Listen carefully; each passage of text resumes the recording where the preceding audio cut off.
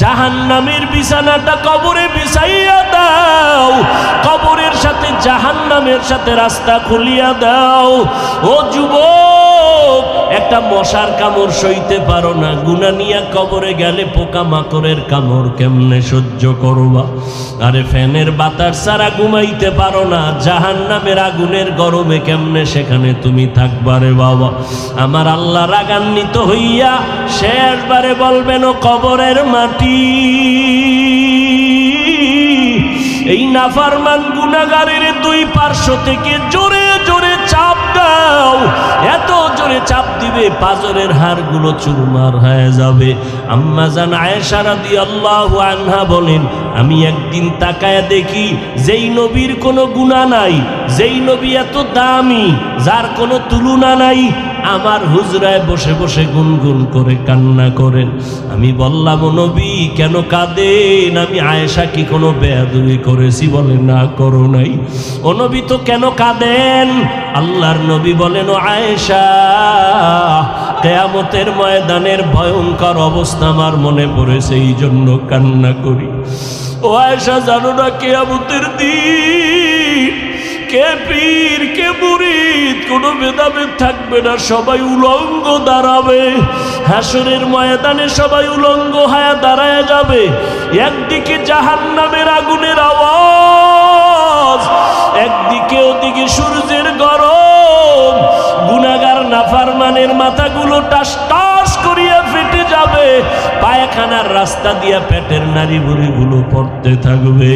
ওই সময় নবীরা পর্যন্ত বেকারার হয়ে যাবেন, উম্মতের ভুলিয়া গিয়া নাফসি নাফসি বলে কাঁদবেন, আল্লাহর কাছে ক্ষমা চাইতে থাকবেন।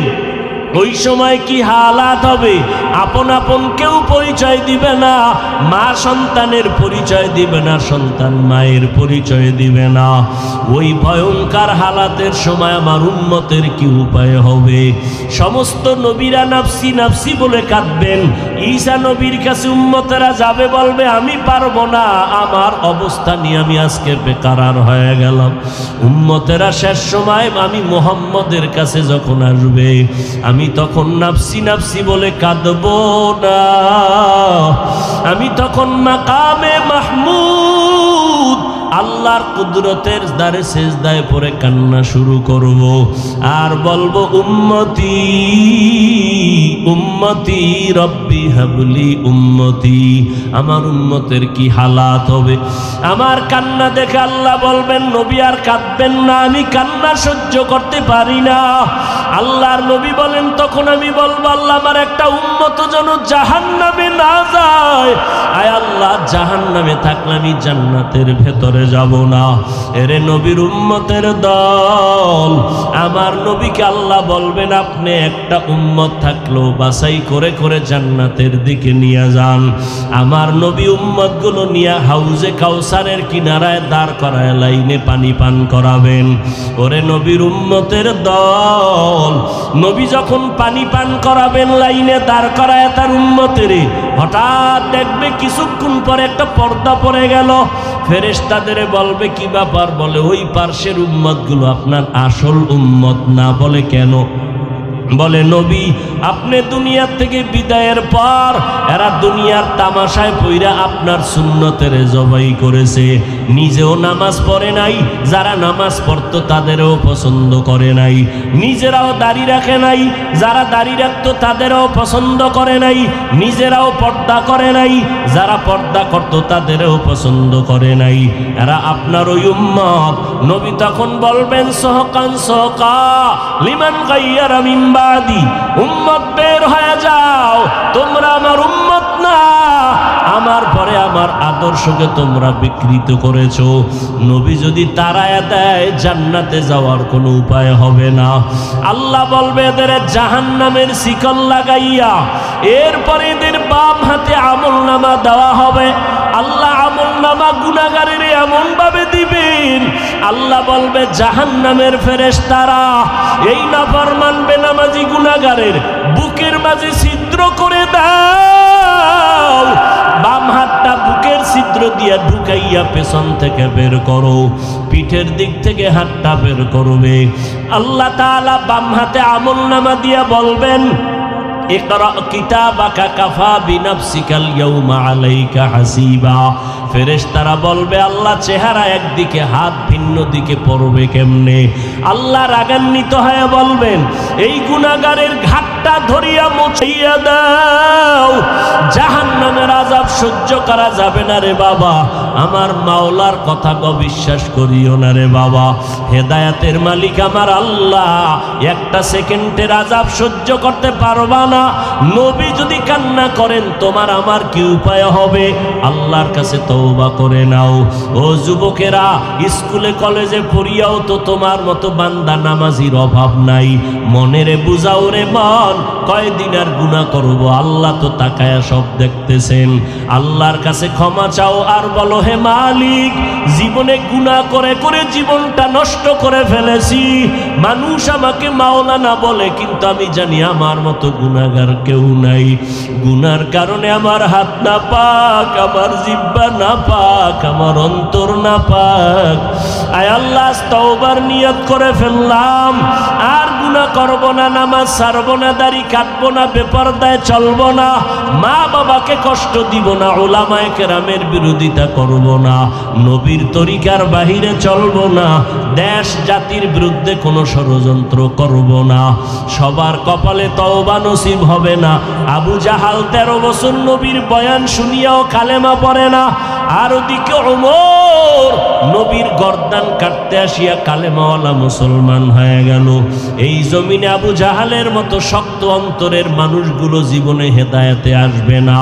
এরা বয়ানের পরেও বাজে কথা বলিয়া নিজের গুনার পাল্লাটা ভারী করবে। আর যারা ওমরের মেজাজওয়ালা, ময়দানে বসার পর গুনার কথা যখন স্মরণ হবে, চোখের পানি বের হওয়া শুরু হয়ে যাবে, তখন মনে মনে নিবিড়ে কাঁদবে আর বলবে, উদয়ার মালিক, এই ময়দান থেকে গুনাহগার বানাইয়া ফিরাইয়া দিও না। গুনাহ নিয়া ময়দানে ঢুকছি, আর গুনাহ নিয়া বাসায় যাব না। গুনাহ নিয়া কবরে গেলে আযাব সইতে পারবো না রে আল্লাহ। ও যুবক, ও পর্দার আড়ালের মা, ও বৃদ্ধ বাবাজিরা, আমার মাওলাকে অন্তর দিয়া ডাকো, আর মনে মনে তওবা করো। মরিয়া গেল আর নামাজ ছাড়বা না, বেপরদায় চলবা না, দাড়ি কাটবা না, মা বাবার বেয়াদবি করবা না, উলামায়ে কেরামের পরামর্শ নিয়া নবীর সুন্নাত অনুযায়ী জীবনকে চালাবা। তওবা করার মতো যদি নিয়ত হয়, মুনাফিকি যদি অন্তরে না থাকে, খাঁটি তওবার নিয়ত যাদের আছে, দুটো হাত আল্লাহকে দেখাইয়া দাও। আয় আল্লাহ, হাতগুলো কবুল করে নেন।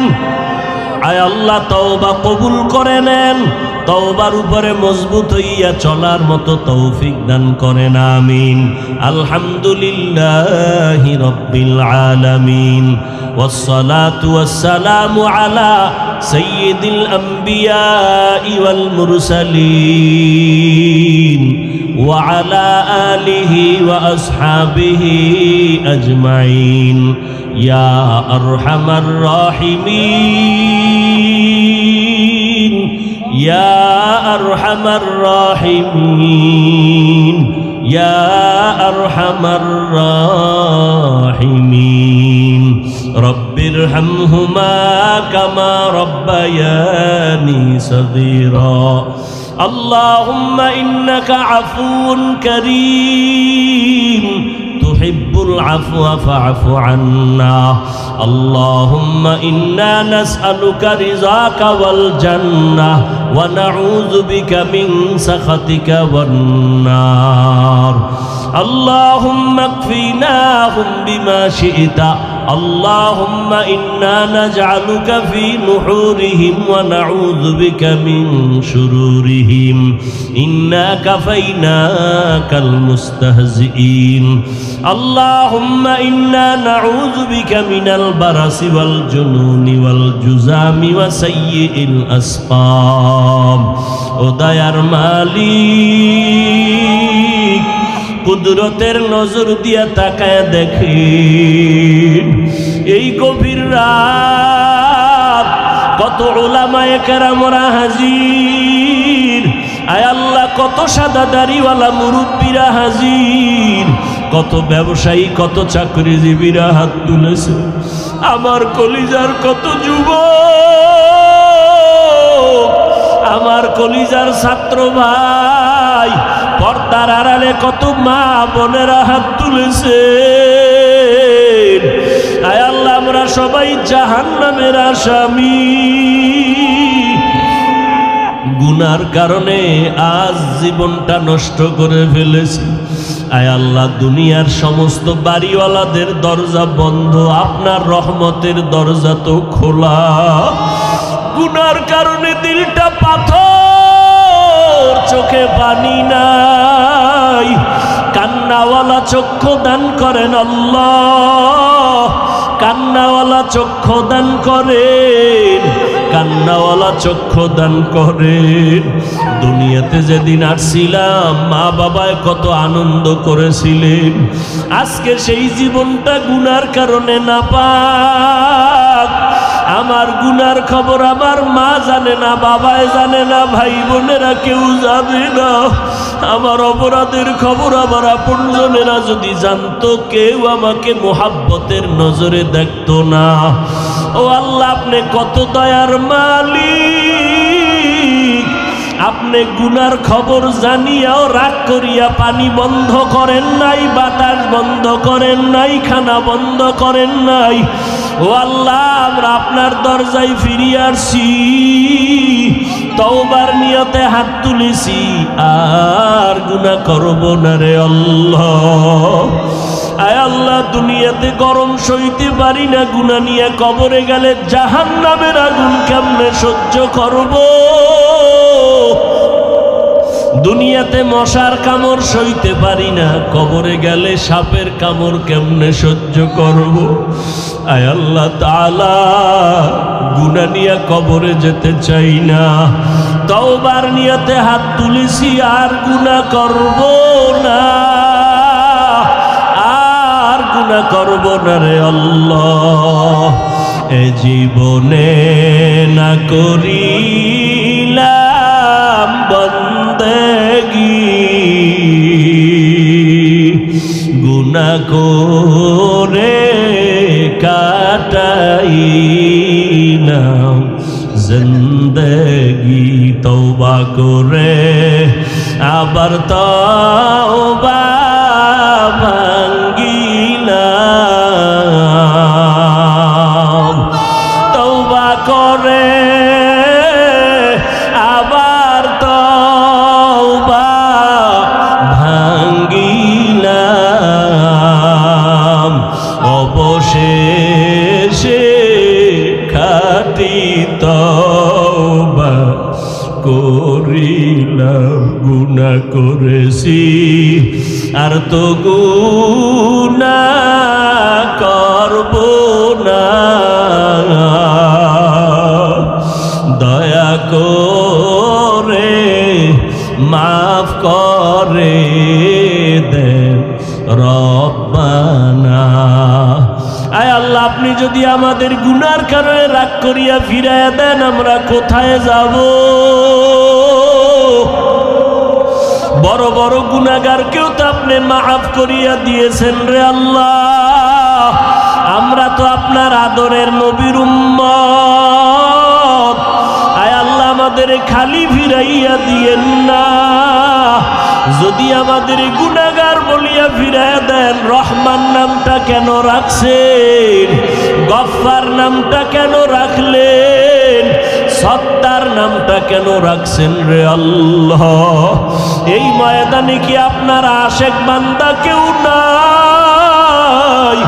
আয় আল্লাহ, কত আপনার খাস বান্দারা এখানে হাজির হয়েছে, বসার জায়গা নাই, দাঁড়ায় দাঁড়ায় কথা শুনছে। আয় আল্লাহ তাআলা, আমরা গুনাহ নিয়ে বাসায় ফিরতে চাই না। আয় আল্লাহ, মেহেরবানি করে আমাদের মাফ করিয়া দেন। আয় আল্লাহ, মাহফিল কবুল করিয়া নেন, নাজাতের ওসিলা বানায়া দেন। আয় আল্লাহ, এলাকার ঘরে ঘরে সুন্নতের বাতি জ্বালায়া দেন। আয় আল্লাহ, সারা দুনিয়াতে শান্তি দান করেন। আয় আল্লাহ, ফিলিস্তিনের মুসলমানের কান্নার আওয়াজ বাবার সামনে সন্তানের জবাই করা হয়, সন্তানের সামনে মা বাবাকে কত অত্যাচার করা হয়। মা বাবায় সন্তানের হাজার কষ্ট সইতে পারে, কিন্তু কোনো বিপদ দেখলে সইতে পারে না। আয় আল্লাহ, সন্তানকে মায়ের সামনে আগুনে পুড়িয়ে ফেলানো হয়। আয় আল্লাহ, আপনার কি একটু মায়া হবে না রে মালিক? সন্তান যদি হাজারো অন্যায় করে মা বাবার কাছে কান্না করে, মোহাব্বত বাড়ে আর কোলে টাইনা নেয়। ওরে ছাত্র যদি অন্যায় করে হঠাৎ কান্না করে উস্তাদের সামনে দাঁড়াইলে, কান্নার কারণে উস্তাদের মোহাব্বত বাড়ে, কোলে টাইনা নেয়। ও আল্লাহ, মা বাবার থেকে উস্তাদের থেকে কি আপনার মায়া কম? ও আল্লাহ, এই বান্দাদের আকুতি কি আপনি কবুল করবেন না? আয় আল্লাহ, শয়তানের ধোকায় গুনাহ করিয়াই ফেলেছি, আর গুনাহ করব না রে আল্লাহ। আয় আল্লাহ তাআলা, আমাদের গুনাহগুলো মাফ করিয়া দেন, ওলামায়ে কেরামদের মাফ করিয়া দেন, মুরব্বীদের মাফ করিয়া দেন। আয় আল্লাহ, আমার কলিজার যুবকগুলোকে মাফ করিয়া দেন। অন্ধকার কবরের প্রশ্নগুলো সব আল্লাহ ফাঁস করে দিলেন। নবীদেরকে বলে দিলেন প্রশ্নগুলো মুখস্থ করায় দাও, জবাবগুলো মুখস্থ করায় দাও।